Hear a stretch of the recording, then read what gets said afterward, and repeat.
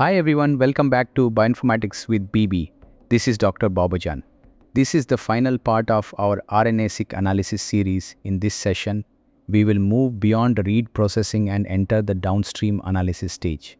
Our focus now is normalization, visualization, and interpretation of the gene expression data generated from the earlier workflow.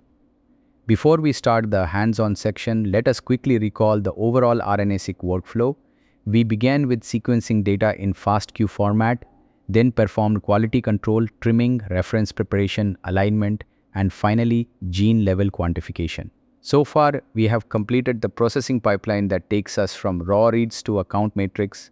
That count matrix is the starting point for everything we will do in this session. In part 2, we downloaded the public dataset, checked the raw read quality, trimmed the reads, prepared the genome and annotation, performed alignment, and generated gene-level counts. So the main output from the previous part is a count table where each row represents a gene and the final column contains the raw number of reads assigned to that gene. This is the bridge between sequencing data and biological interpretation. In this session, we will take that count matrix into R and use DESeq2 for downstream analysis. We will filter low-count genes, normalize the data, generate visualizations, and start exploring the expression landscape of the sample. I also want to make one important point here. Since this is a single sample tutorial, our goal is exploratory analysis and normalization, not full differential expression between groups. So now that the recap is complete, let us begin the hands-on part. Before we begin the hands-on part, let me quickly mention the software setup for this session. To follow this workflow, you first need to install R on your system. If you want a more user-friendly environment, you can also install RStudio. I'm not going to show the full R and RStudio installation in this video because I already covered that earlier in my R tutorial on my YouTube channel. So for this session, you just need to make sure R and RStudio are already installed. What I will show here is how to install Bioinformatics and then use it to install DESeq2 inside RStudio. Along with that, we will also use a few supporting packages for plotting and visualization.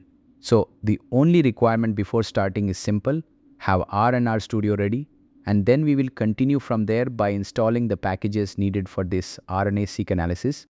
As I'm using a Mac, I'm running R directly through the terminal for this part of the workflow.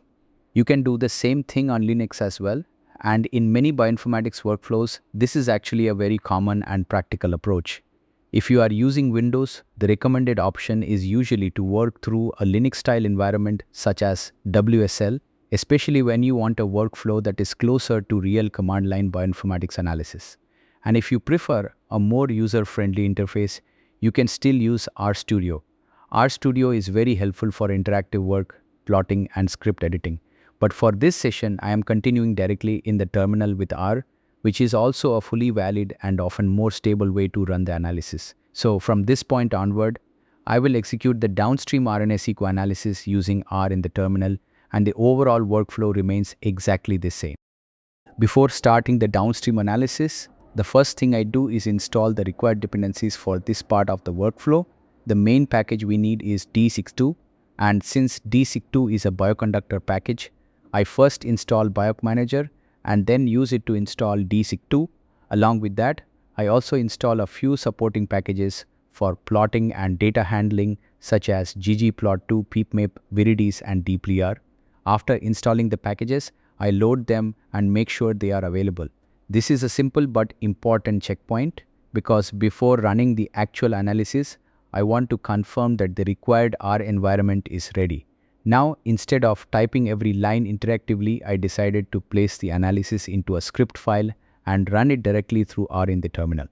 This is actually a very practical way to work in bioinformatics because it makes the workflow more reproducible and easier to rerun later.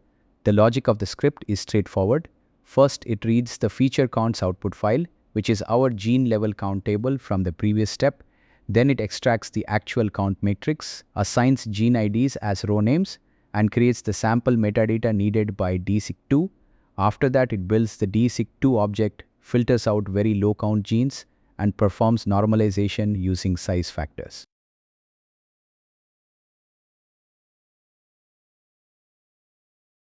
Once normalized counts are available, the script saves the normalized count table and summary statistics and then generates a series of exploratory plots such as count distribution, top expressed genes, expression density, ranked expression, cumulative expression, heat maps, and other summary visualizations. Now, in the middle of the run, we did face one issue. The script failed during the chromosome level visualization step. The reason was that after filtering, the normalized count matrix contained fewer genes than the original annotation table. In other words, the counts object and the annotation object no longer had the same number of rows. So R could not combine them directly. To resolve that, I matched the filtered normalized genes back to the original FeatureCounts annotation using the gene identifiers. Once the rows were aligned correctly, the chromosome plot step worked and the script continued normally. So this is another useful lesson in practical bioinformatics. Sometimes the analysis logic is correct, but objects change shape after filtering and you need to realign your metadata with your processed metrics before continuing. At this point, the script is running successfully and producing the downstream outputs. I will also provide the script file in the description, so if you want to run the same workflow on your own system, make sure to check the file there and follow along step by step. Before we move into the normalized results and the visualizations, I want to spend a little time explaining this script file, which is called Part-3 DESeq2 R. This script is basically the downstream analysis engine for Part-3. Instead of typing each command manually one by one inside R, I place the full workflow into a single R script file. This is a very useful bioinformatics practice because it makes the analysis reproducible, easier to rerun, and easier to share with others. Now let us understand the logic of this script. The first part of the script checks whether the required packages are available. If a package is missing, the script installs it. This includes Bioinformatics, DESeq2, and the supporting plotting packages such as ggplot2, peep, me-iridis, and deeplyr. So the script is not only doing the analysis, it is also preparing the software environment needed to run that analysis. After the package setup, the next part creates the output folders. This is simply to keep the results organized. One folder stores DESeq2 outputs and another stores the visualization files. Then the script reads the count table generated by FeatureCounts in the previous step. This count table is the starting input for the downstream expression analysis. From that file, the script extracts the actual gene count matrix. The gene identifiers are set as row names and the count column becomes the expression input for the sample. After that, the script creates the sample metadata. In a real multi-sample experiment, this table would contain multiple samples and biological conditions. But in this tutorial, we are working with a single sample, so the design is intentionally simple. The next major step is building the DESeq2 object. This is where the count matrix and the sample metadata are brought together into a structured object that DESeq2 can use. Once that object is created, the script filters low count genes. This is an important step because genes with extremely low counts usually do not contribute useful signal and often increase noise in the analysis. After filtering, the script runs the normalization step using DESeq2 size factors. In simple terms, this adjusts the raw counts so that the expression values are on a more interpretable scale. The script then saves the normalized count table and also generates summary statistics such as the number of genes loaded, the number of genes retained after filtering, and some basic count level summaries. Then comes the visualization section. The script generates multiple plots, each designed to answer a slightly different question about the data. For example, it creates a count distribution plot to show how raw counts are spread across genes. It identifies the top expressed genes and plots them, so we can see which genes dominate the sample. It creates an expression density plot, a ranked expression plot, and a cumulative expression plot to summarize the overall structure of the transcriptome.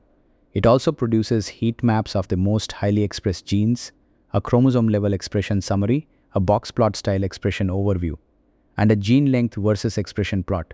So overall, this script takes us from a raw count table to a normalized and visually interpretable expression dataset. One more practical point is important here. While running this script, we did run into an issue in the middle. The reason was that after filtering, the normalized count matrix had fewer genes than the original annotation table. That caused a row mismatch when we tried to combine annotation fields with filtered expression values.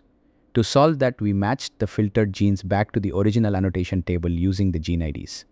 Once the annotation and normalized matrix were aligned correctly, the script completed successfully. This is actually a very useful example of real bioinformatics work. Scripts often need debugging, and understanding the structure of your objects is just as important as running the commands themselves. So before we move into the output, I want you to see this file not just as a block of code, but as the full logic of the downstream RNA-Seq analysis, written in one reproducible script. And I will also provide this script file in the description. So if you want to test the same workflow on your own system, make sure to check it there. Now I'm checking the output folders to confirm that the downstream analysis completed successfully. First, I look at the DESeq2 results folder, which contains the normalized counts and summary statistics. Now let us look at the plots. The count distribution plot shows how the raw gene counts are distributed across the dataset. You can see that most genes fall in the lower count range, while a smaller number of genes extend into much higher count values. This is a very typical RNA-seq pattern where many genes are weakly expressed and a smaller set of genes dominate the signal. The expression categories plot groups genes into broad classes such as low, moderate, high, and very high expression. In this data set, most genes fall into the lower expression categories, while progressively fewer genes appear in the high and very high groups. This is another way of showing that expression is concentrated in a smaller subset of genes. The top expressed genes plot highlights the strongest expression signals in the sample. These are the genes with the highest normalized counts, and they represent the transcripts that dominate the expression landscape. This plot is useful because it gives a quick visual summary of the most active genes in the dataset. So overall, these outputs tell us that the normalization worked, the filtering step reduced the data to the most informative genes, and the visualizations now give us a much clearer picture of the expression structure of the sample. At this point, we have successfully moved from a raw count table into normalized expression results and exploratory plots, which is exactly the goal of this stage of the RNA-seq workflow. Along with the main DESeq2 output folder, the script also generated another folder called Visualizations.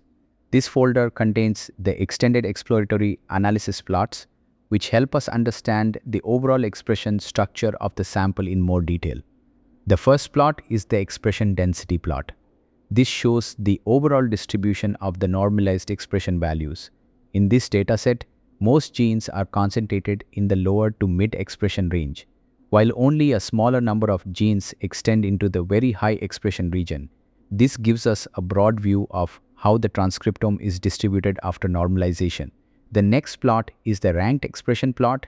Here, genes are ordered from the highest expressed to the lowest expressed. This makes it easy to see that expression drops off quickly, which means a relatively small number of genes contribute a large portion of the total signal. The cumulative expression plot builds on that idea.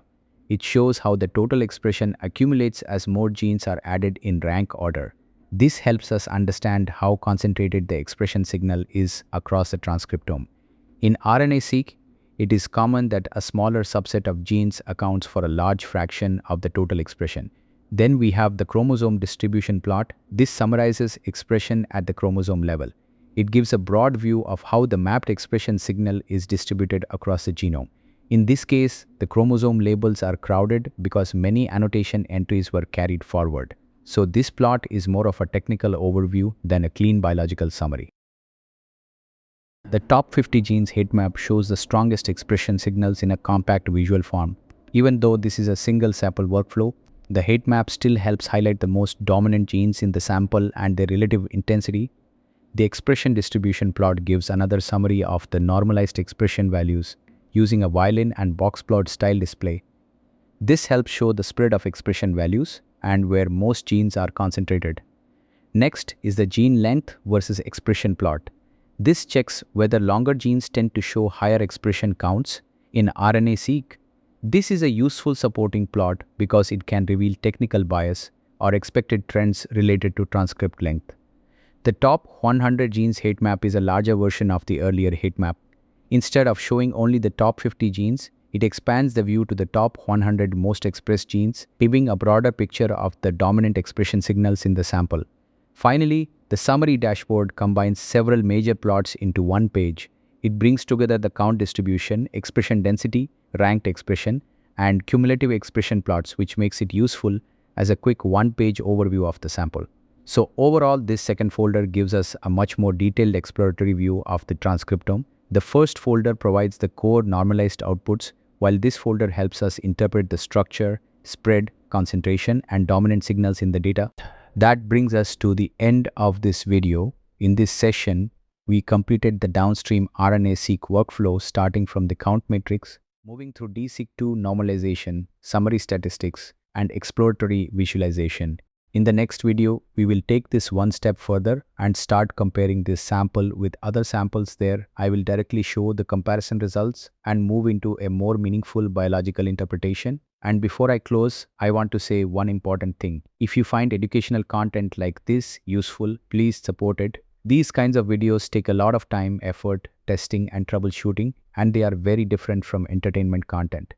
The goal here is to share knowledge and help others learn. So please make sure you subscribe to Bioinformatics with BB, like the video, and support educational creators. Whenever you can, whenever you see useful educational content, support it because that encouragement helps us continue creating and sharing more knowledge. Thank you for watching, and I will see you in the next video.